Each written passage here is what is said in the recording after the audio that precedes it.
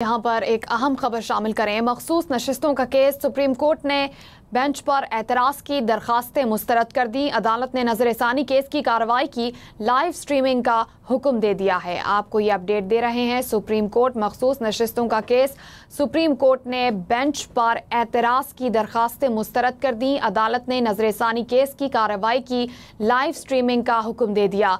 अदालत ने मुख्तसर फैसला सुना दिया है। आपको ये अहम खबर देंगे मखसूस नशिस्तों के केस के हवाले से। मखसूस नशिस्तों का केस सुप्रीम कोर्ट ने बेंच पर एतराज़ की दरखास्तें मुस्तरद कर दी। अदालत ने नजरसानी केस की कार्रवाई की लाइव स्ट्रीमिंग का हुक्म दे दिया। अदालत ने मुख्तसर फैसला सुना दिया है। मखसूस नशिस्तों के केस के हवाले से सुप्रीम कोर्ट ने बेंच पर एतराज़ की दरखास्तें मुस्तरद कर दी हैं।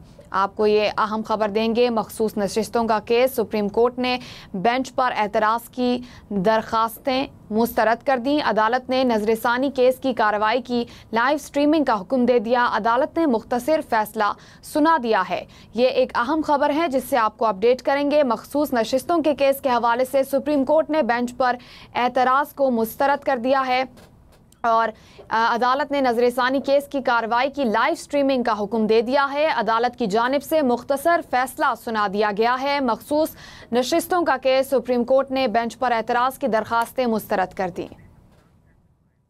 मज़ीद तफसीलात जानते हैं एहसन वाहिद से। एहसन, बताइएगा, मखसूस नशिस्तों के केस के हवाले से फैसला सामने आया।